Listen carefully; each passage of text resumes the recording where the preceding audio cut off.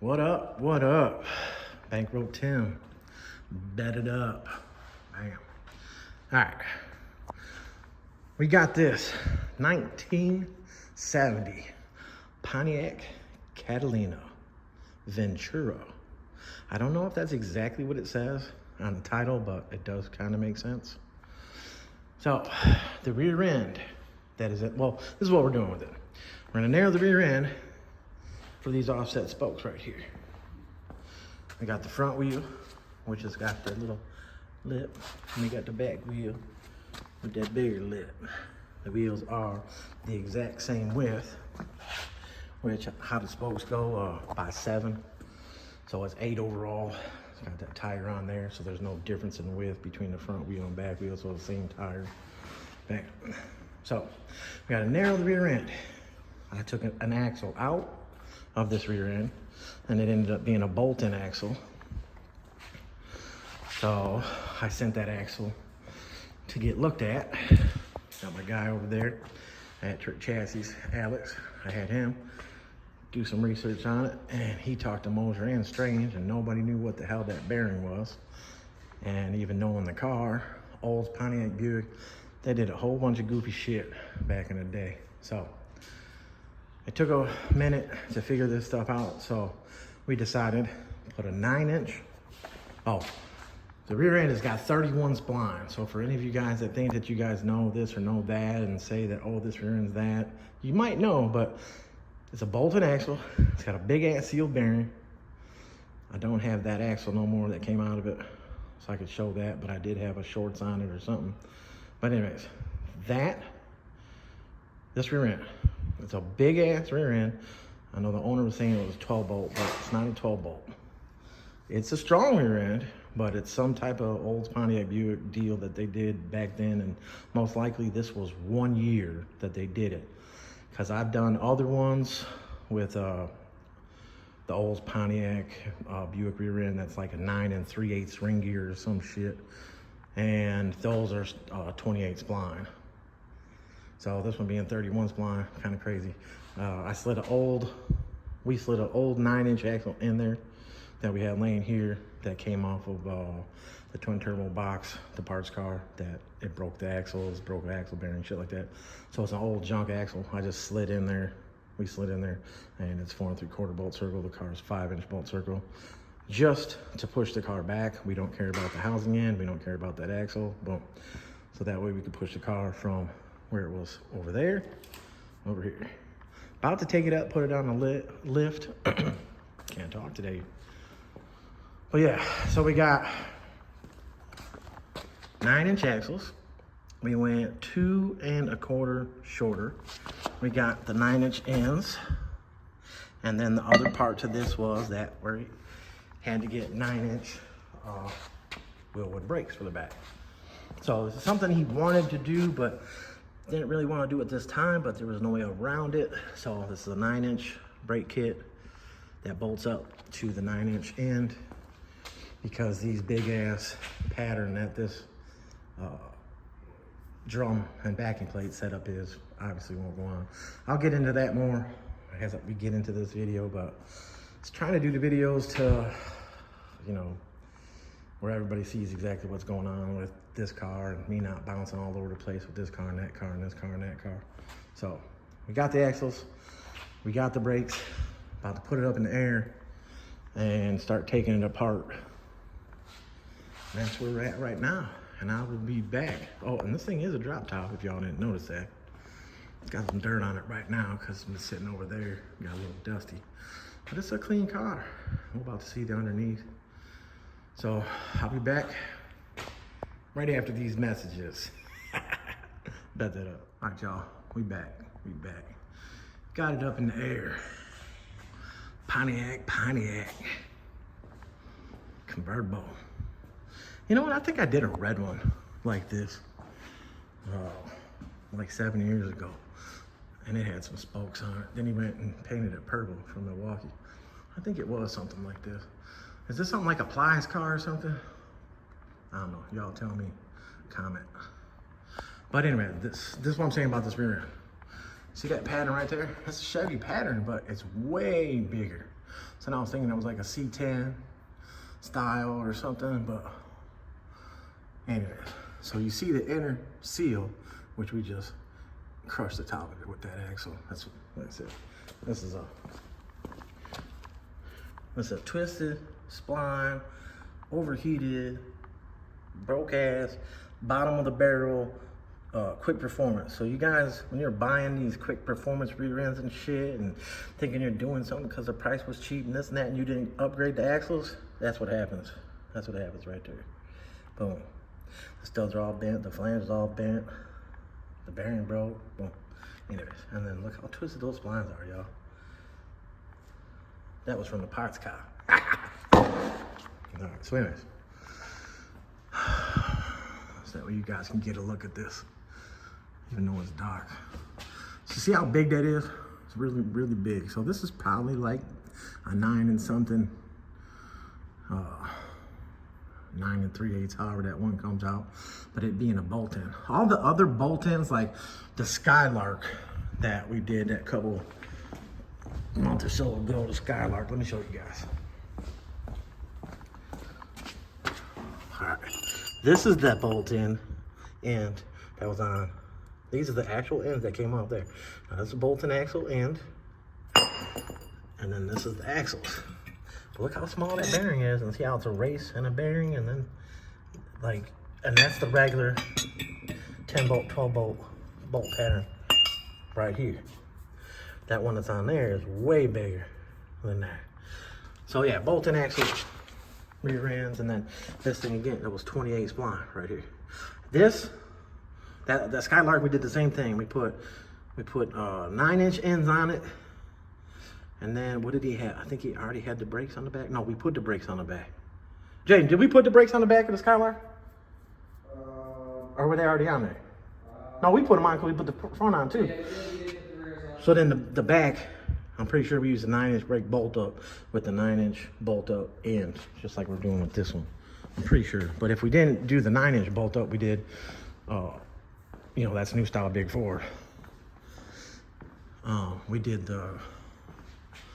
the Chevy pattern. So we did one of those two, Chevy pattern or the 9-inch pattern with the end. So anyways, there's some square K1 arms on here. So I guess that's a plus. Normally all these cars, box Chevys, Dunk, stuff like that, the width of the lower control arm area is normally the same. So with that having bolt-in sway bar, he could do that if he wants, which I'd say yes. I mean, this car, you know, obviously it spokes. The power wise of the car, I don't know what it's got, but these mufflers are done. That's what you call backfiring or popping inside of the exhaust, which blew it up. And you know what that's really from? Is that these pipes, I don't even think are, I mean, come on guys. I don't even think they're 2-inch pipes. They might be right there. But it's not enough flow for this motor. And then them type of mufflers right there are just some old style turbo blues or some bullshit stock.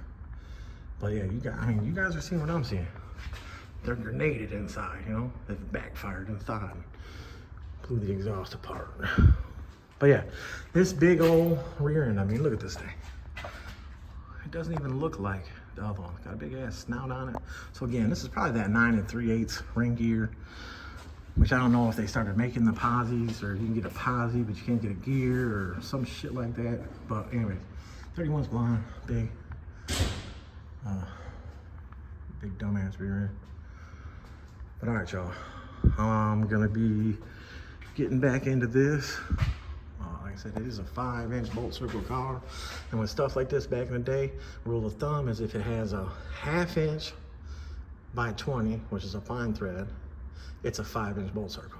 And if you had a 7/16 lug nut, it would be 4 3/4 bolt circle. So there was some years there. I know 77, 78, and 79, because I've had a lot of those Caprices and Impalas. There was a couple of them that I had that had a 5-inch pattern on there. From the factory, yes, from the factory.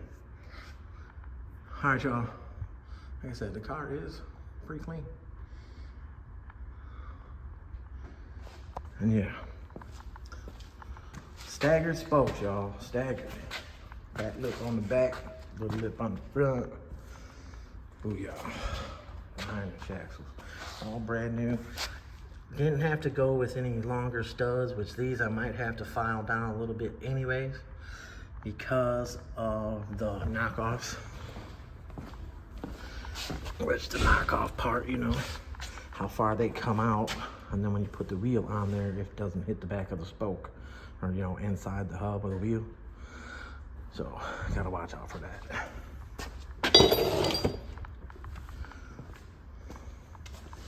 All right, y'all.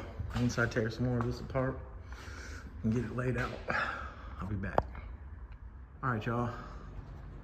Here I am with the gold Pontiac up in the lift, up on the lift, up in the air, blah, blah. So yeah, this is the bolt-in axle, rear end, which again, this thing is, both axles are 32 inches long. So I'm taking 2 1/4 off on both sides. But I have to move the shock set up inwards. So I'll just weld the bolt on here, put the shock on there, or drill a hole through here, but it has to be moved over because this shit's in the way. So I have to put the 9-inch end, which is this end, and this is where the 9-inch end needs to be. So as you can see, the lower control arm mount comes into play. So what I'm going to do is I'm going to cut the outer box. Let me put this back down. I am going to, before I make this axle tube cut, because I cut this one off, put that one on, so obviously I need to cut it back here. My overall from here all the way to the front of that end right there is going to be 18 1/2 inches. So I'm going to cut into this box and I'm going to take a section out, which this is bumped out. Let me move back some. This is bumped out right here, right? So when the backing plate goes back on, which we have the 9-inch brakes going on here, because again, nobody knows what the hell this is, but it's set up like a 9-inch. This is wider up top than bottom, which is like 10 bolt, 12 bolt, except this is way bigger of a bolt pattern. But it has an inner seal. It's got a badass sealed bearing, but I guess that sealed bearing is smaller than a 9-inch, or let's see. You take this, slide it on this axle. Oh yeah, see? So that bearing is smaller than the 9-inch bearing. So, kind of crazy that,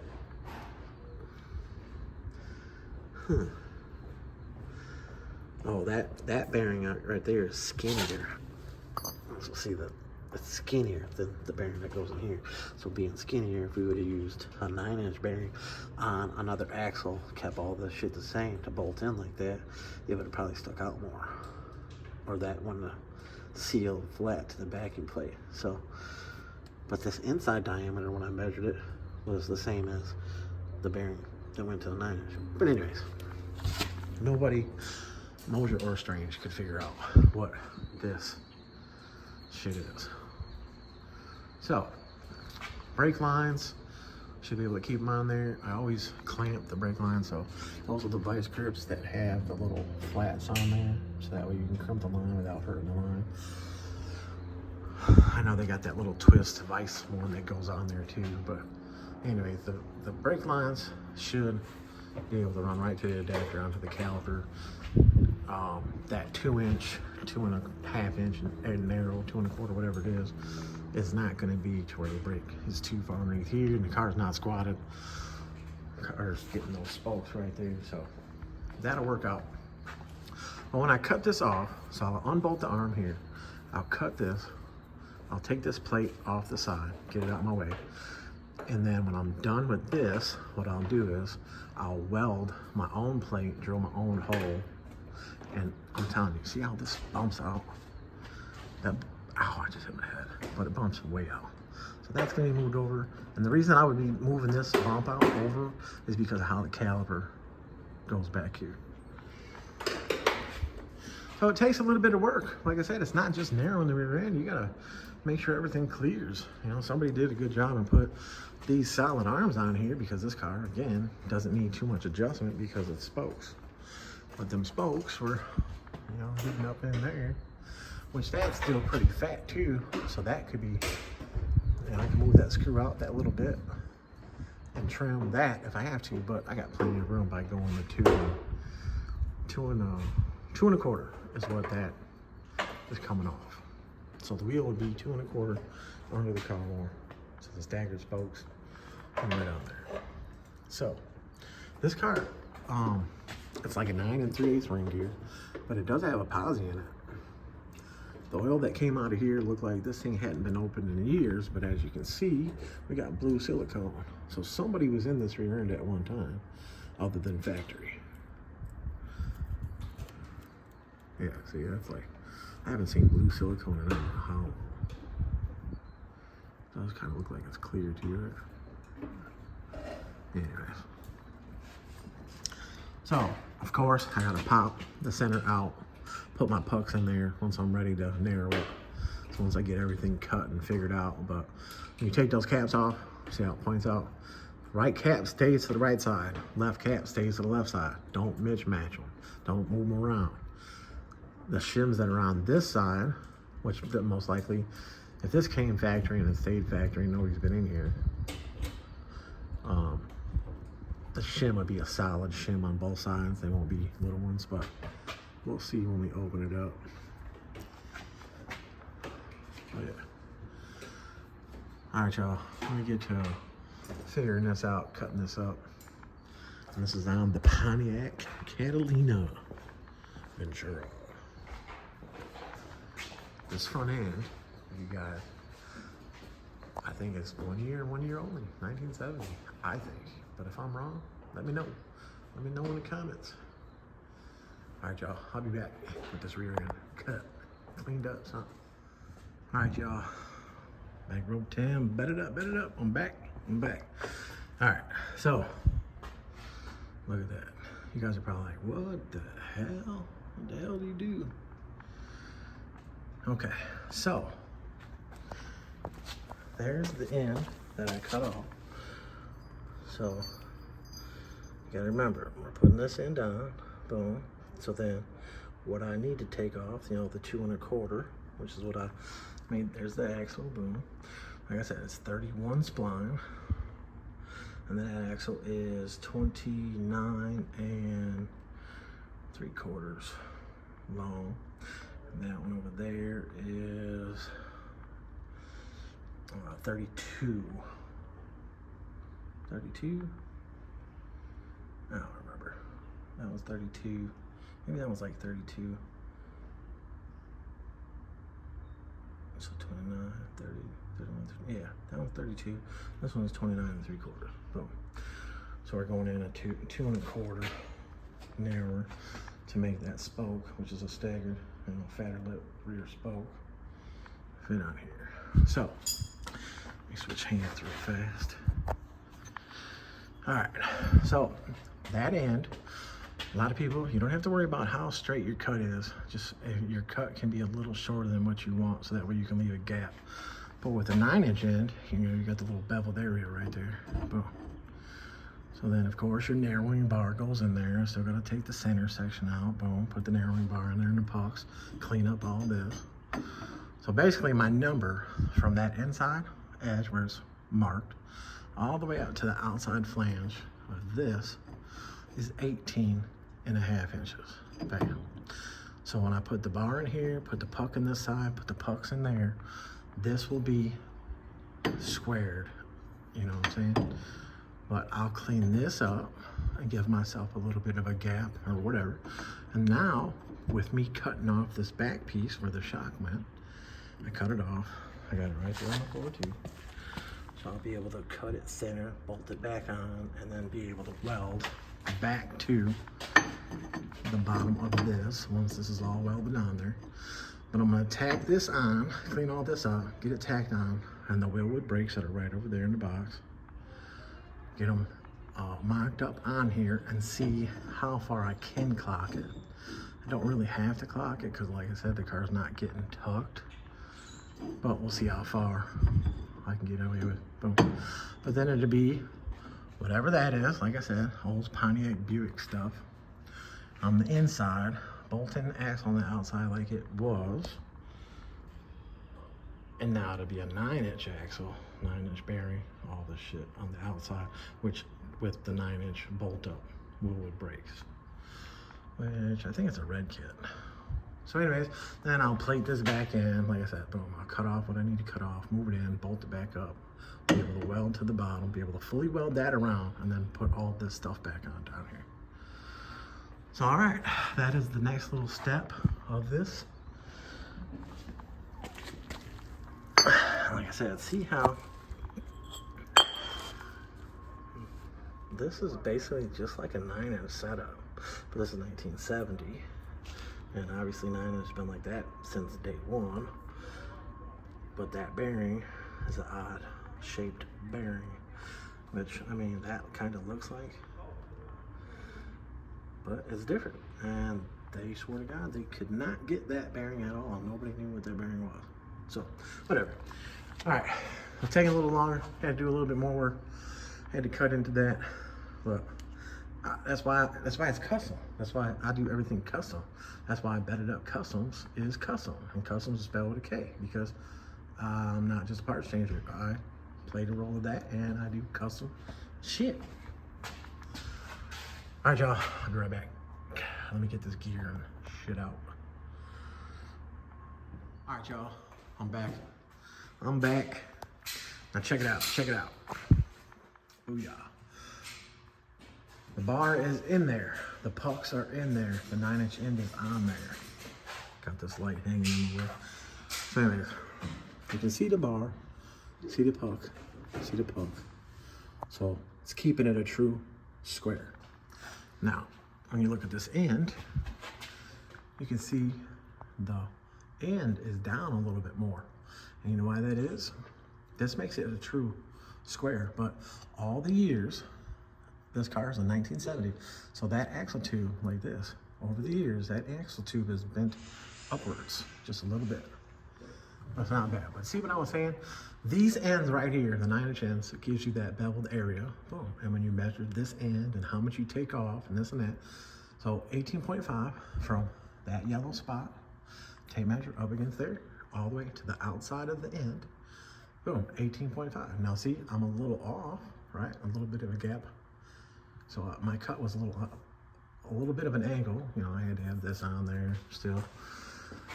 This side, let's see if I can see. See, I cut it on a backward, like from back of car to front of car, a little bit more of an angle, but that's fine. Now I'll go through and I'll bevel this some more. And when I lay the weld in here, I'll be able to get a nice, look, that's pretty deep. My fingers across there. So I'll be able to get a nice weld all the way around. So again, your end doesn't have to be perfectly square when you cut it. So you don't have to worry about cutting a complete straight square end. Sawzalls, you know, they're a motherfucker. So anyways, this side, touch it. So I'll grind this a little bit more in and then bevel it again to where I'll be able to burn that right in. And again, I'm gonna tack this on. So I'll tack it on now, tack it on, and I'm gonna fucking put the brakes together. And see, all I need to do is put the backing plate on and then put the caliper on here. I don't have to put the axle in to set all that, but you know, because the backing plate and the Wilwood caliper bolts to it, and see where it comes into play with this. And I'll be able to set it, the degree, the clocking, one more time. Bedded Up Customs was the first one to clock caliper brackets down to clear frames many years ago. But anyway, set that where I need it, and then like I said, when I put the piece back on here, I'll line the hole up, I'll be able to weld to this, because this will be already welded because it's out of my way.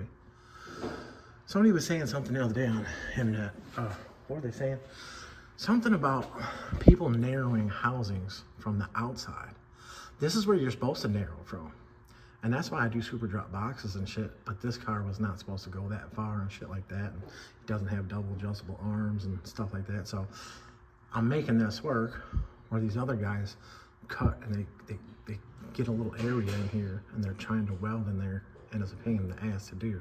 But if you just cut half of it off, if you know how to weld, you cut half of it off, get it out of your way, you'll be able to fully weld it on and then put the piece back on. So this end's a little fatter than this. So then the way I cut it a little bit lower. Let's see. There. Piece right here. So like I said, the bump out already needs to come off. So see, it almost wants to go on the bolt, but it's touching underneath there. Oh no, it did go on the bolt. So anyways, I'll be able to, I'm gonna shorten it some, a little bit. This back corner, like I said, is sticking too far. It's definitely gonna be in the way of the caliper. But at least I know now I can set it on here when I get the caliper and see where it fits. And then the bolt, the shot, I'll turn this around where this will go to here, and I'll weld it to here. And I'll make sure both of them are in the same spot off of both sides. And then the bolt, put the spacer on the inside, then put the nut and put a washer on it to put that back on. Boom. So yeah, I'm figuring it out slowly but surely. But all right, y'all, I'll be back. All right, y'all, I'm back. Nice weather, got the door open, got a lot more light on the situation. All right, so as you can see, the caliper is on there. Like I said, I was gonna just tack the end on so that way I could put the caliper up on there. And nothing's totally set, but I clocked it to where it just barely touches there. I could put a hole in there, whatever, but I think I'm still gonna, because of how this bumps out, see how it curves in. I don't need it to bump out. They have it bumping out to put the shock. I'm trying to get it to focus. Damn. Focusing on that piece of shit back there. My kid looked up like, what the fuck? He probably thought I was talking about that piece of shit. Anyways, my kid's into fixing dirt bikes and shit. So it's another bike of his friends. Fixing, put a new piston in it and ring and shit like that. No, it's got a carburetor issue. But anyways, talking about this Pontiac. So yeah, this is the backing plate. It locks in the bearing, locks in the axle, bolt in. So the bearing would go there for the axle.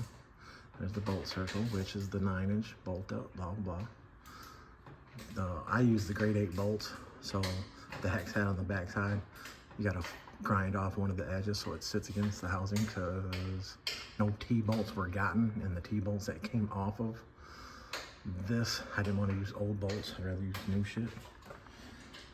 Anyways, all right, so I cut this piece off, boom. Now I put it back on there, boom. And I could unclock it just a little bit, but like I said, this car, if you look at this way to the frame, it's gonna clear, but this car doesn't sit. This car don't sit that low. And with the spokes on it, it'll clear. So the rotor, you know, the hat goes on there, the rotor goes in here. This is still shimmable. And you know, I'm touching down there just a little bit so I can grind some more of the metal here, or I could actually put a hole in there, you know, like take a hole saw and drill a hole, or just drill a hole so that way it clears that area. But everything goes back right on. So the main thing with taking this off, and being, you know, I can cut this on an angle right here so it doesn't stick out so far. You won't want to be trying to fill this with weld, but cut this off on an angle, be able to weld the majority of it on there. But the main thing is with this out of the way,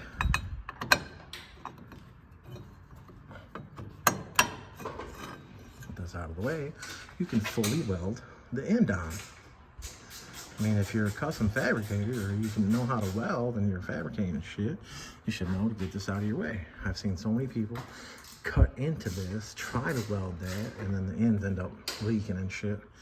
I had a rear end on a Cutlass that was done like that by somebody else prior.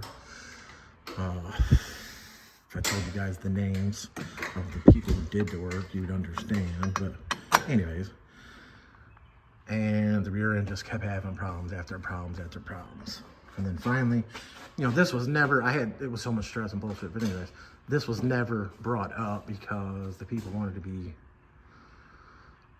not directly be cheap, but be cheap, like not wanting to spend that much and this and that. So a lot of the times over the years when I did things for people for basically next to nothing, those were the jobs that bit me in the ass.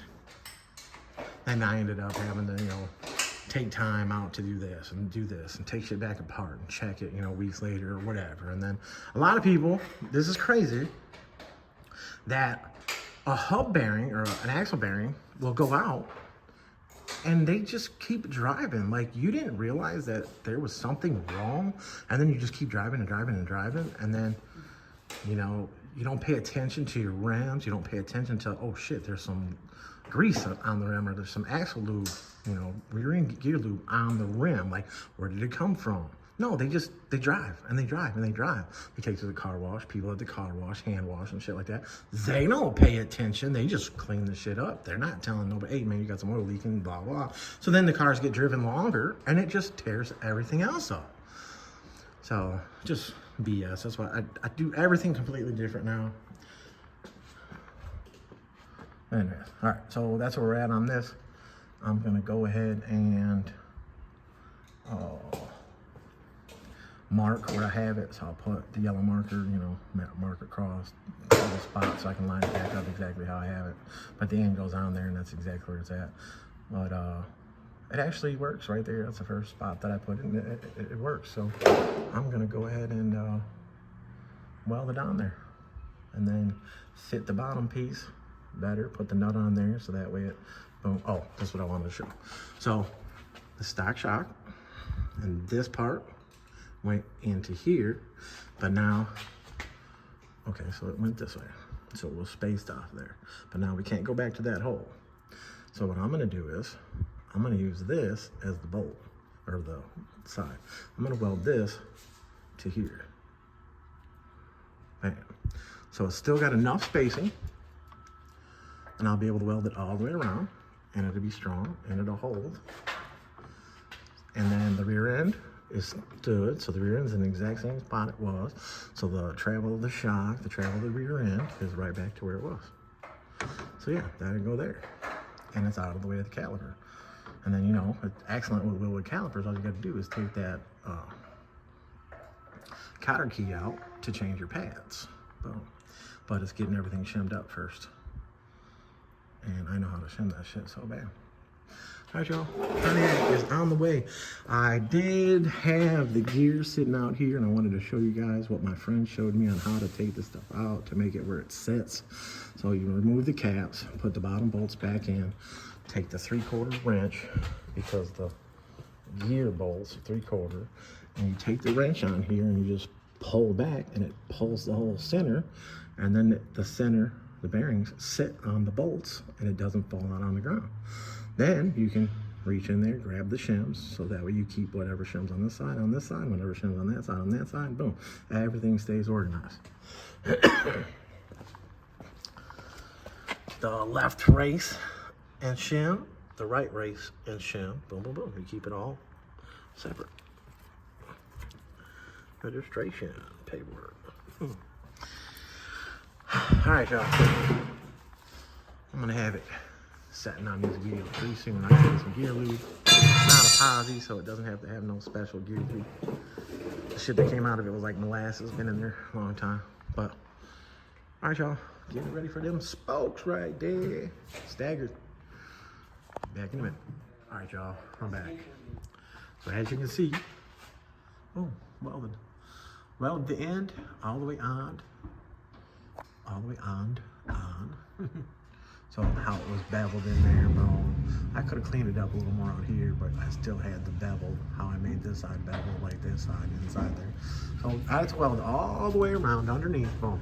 Then I put this piece back on. So, yeah, there's no light to see up in there, but boom. I'm gonna go to the front. I'm still gonna do a little cut right here to cut it off. But I had one little spot that I went back over because it looked like I had a little pinhole, and of course when I went back over it, but you know, nobody's gonna see all that. This is where the bump stop was, but obviously you had to get into this area, so you don't need the bump stops anyway. But yeah, all this is back on, boom.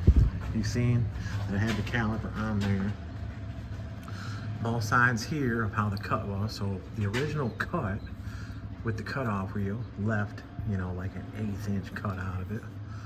So then I beveled this side down, and then I laid the weld inside there, which, you know, and then like I said with this, so I took the shock, put it over here, turn this around, damn man, the focus. And as you can see that, it welded all the way around, like I wanted it. It's the exact same position and height.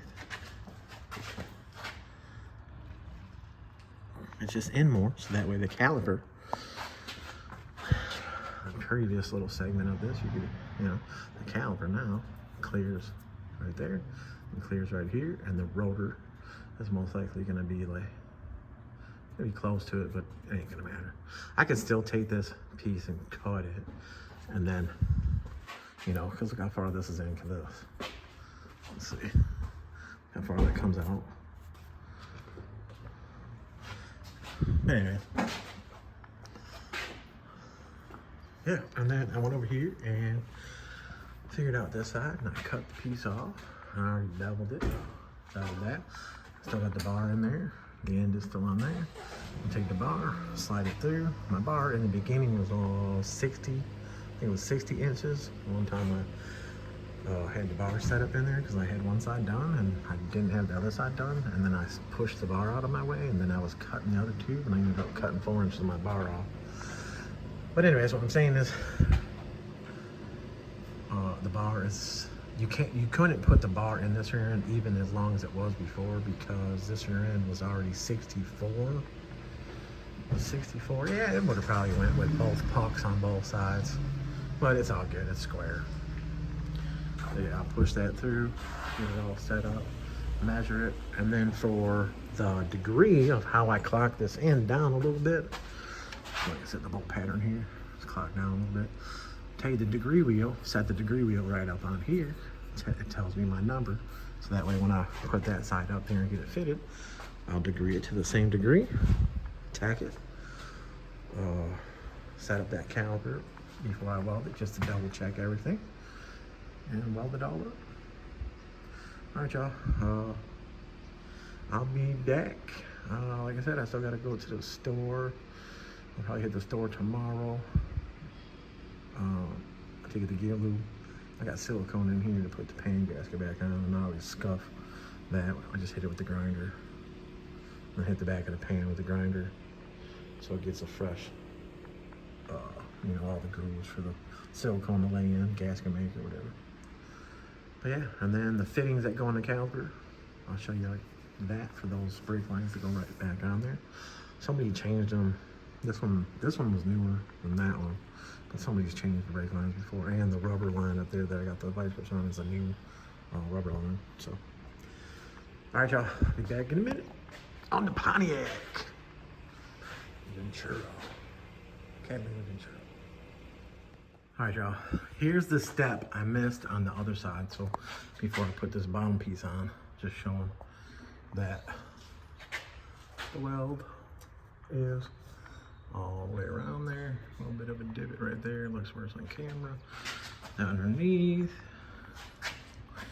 this side's a little dark, but you can see it's penetrated. Boom. Like I said, I don't hide nothing. It is what it is. Yeah. Now I'll get this piece, which you can see what I'm talking about. I beveled the edge. Oh, that's a little warm. I beveled the edge. And I beveled the edge on the, I know I haven't done, did I do this yet? Yeah, no, I still gotta clean this. bevel that, and put this one on there. Yeah, curve that right there. Get this one back on there. But you see how I'm using the bolt for the lineup? So see how much I gotta cut. But I'm using the bolt for the lineup to line it all back up. So I gotta curve that to fit the bottom of that. Put it on there, put the nut on there, tighten it up, and weld it.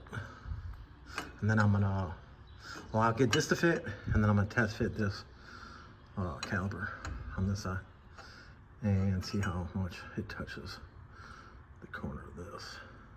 But anyway, yep, that's the next step. All right, y'all, be right back. Be right back. One of these days I'll figure out how to set up the camera on a tripod or something and record everything that goes on. All right, I'm back. So here's the finished on this side. You know, well, it looks killer all the way through there. Looks a little shitty right there. You know, popped a little bit. The rust, the dust, the shit. But how I move that in. So I was filing right here. It's still hot. But I was filing right here because when we set up the caliper on this side, the caliper where the bolt goes on the caliper touches here a little bit. So like I said, I'm probably gonna either just cut a spot out of here so it clears, because we got to make sure the wrench clears too.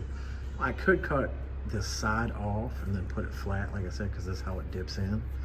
But I'll probably just take the hole saw and saw a fucking inch and a half hole in this area, boom, and then the wrench clears, bolt to clear, be easier to get the bolt in and out, stuff like that. So yeah. Boom, this one was fitted better because when I cut this one off, I cut it closer to the housing, the stock housing in that was on here.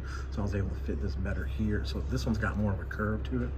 Where this other side over here, you see how it's a little straighter. Boom. So if I'd have cut this one closer to the old end and then cut the curve into it, I wouldn't have this. But I can just cut a little bit off this and I can weld a little bit more to it. But nobody's gonna see it, and it's totally fabbed on there. You guys know that I love the Super Drop boxes and putting the coilovers in there. I really don't like stock suspension, but this was narrow, and it is what it is. So, bam, and I'll have this thing together. The next part of this video, as I bolt it up and put the axles in and put the calipers on there, I'll show that. So on to the next step. Back in a minute. What up, y'all? Necro Tim. I'm back. Got them spokes on the front. Got the 9-inch ends on there. Got the backing plate bolted on there. It's all welded up. Put a little paint on it. So yeah, so now this is whatever that center is with a 9-inch bolt and axle. 31's blind is what that center is, so 31's blind. Got some basic lug nuts on there because of the rotor thickness, and then the knockoff because of spokes. The back one's hiding over there behind a pillar. I did have to cut a little access hole out for the bottom bolt. Try not to block the light. Boom. For the caliper to be bolted on and be shimmed if it needs to be shimmed. My son went to the store to get some Loctite because the Loctite I had, I don't know what the hell happened. It got tipped over and spilled. But Loctite and one more thing, a gear lube. But yeah, axles are all bolted in. Got the grade 8 bolts in there. I ground the one side of the head off because like I didn't get T-bolts with the setup. I should have asked for them, but whatever. Got the grade 8's got lock washers on there. You can see them in there. The bottom corner right there is shorter. I needed a 1-inch bolt because of how I welded the end on. It was a little tight.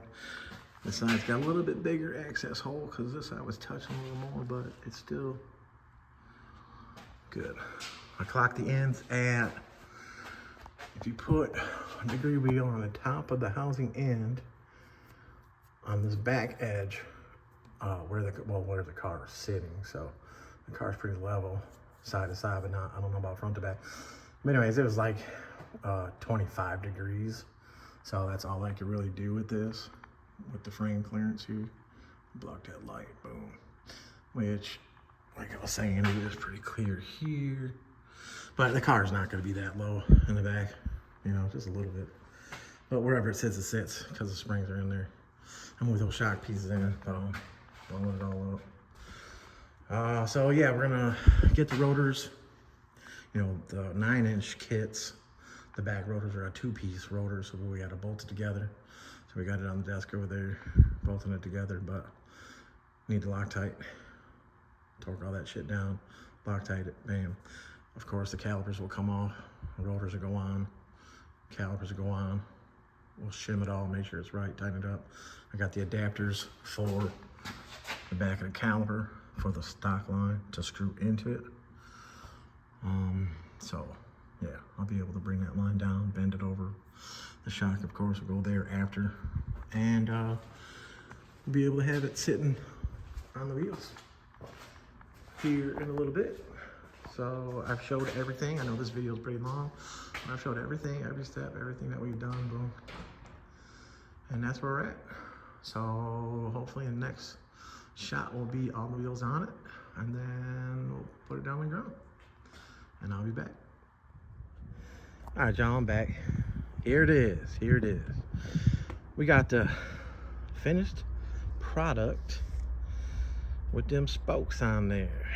Near the rear end, 2.5 inches, both sides on the back. Fitted that staggered spoke. Boom, offset spoke, staggered spoke, fat lip spoke on the back. Them Vogues, brand new. 822s. Just took it to the car wash, had to top up, and of course we still got a little wet in there, but it was all good. The car was dusty and dirty. So, you know, the time it took to get the rear end set up, car was dropped off, and I didn't realize how much the back was going to need this and need that, and obviously then we couldn't use the drums and couldn't use that bolt up. I explained it all in the video. So it took longer to do. I took video clips here and there, boom, as I was working on it and doing it, and of course with other things going on. But it came out. 9-inch ends, 9-inch bearings, 9-inch housing ends, you know, on the back. That's the stock suspension. That's the way it was sitting when it came in with the stocks on it. The Pontiac rollouts and the hubcaps. So dude will be, he's asking about rear coilovers and stuff like that. You guys know I don't do no bolting shit. And for those that still don't understand what I'm talking about, but with being between bolting and welding, I do a custom setup. My coilovers go straight up and down in the back, cross member, all that, brackets, whatever. So yeah, we'll be able to do that stuff to the back. Get that ass in the squat. So shit, with that ass in, I mean the car looks good like that, but with that ass in down about, I don't know, just 2 inches, just to where the rim lip of the chrome is right with the wheel lip, or the wheel well opening, it'd be cool. But anyways, it needs it. It's got some good shocks on there. He does have some real good shocks on there. I forget the name of them. If anybody's seen it in the video, they know. But it rides good. Alignment is a little off. I've seen some alignment shims in the front, some new ones, but alignment's off. So I don't know, we could, maybe he'll want to do coilovers and stuff like that later in the front. Back lower control arms are QA1. Back upper control arms are stock still, and the upper bushings and the housing are a little shitty, but they measure 13 inches center to center on the bolt side. So 13, I think we would use like the early model A-body uppers for double adjustable of the True Chassis brand, which are the longest of the A-body, and I'm pretty sure they're longer than B-body. And B-body you can get to go to about 13 at the max. So an pinion angle is pretty straight right there. You don't have to move the bottom because the spokes, they don't need to come forward or backwards no more in the back. But yeah, all right, y'all. And on this video, pretty long, but trying to teach everybody, you know, how to do this, how to do that. For those of you narrowing the rear ends from the outside and you run into the problem like I ran into, the rotor is close to it, to the shock bracket area, but it bumps out. And like I said, this rear end originally was 64 inches, which is the same width as like a Dunk 71, 76, Caprice Impala. They're the widest rear ends out there. So, you know, Buicks, all that shit of those years, 64 inches. So yeah, 2.5 to 5 inches off of that. So y'all can't do that math, whatever. But all right, y'all, the 70 Pontiac Catalina Ventura is done. Rolling, test drove, bedded up, bankroll, little bank approved. And appreciate y'all, and I'm outies.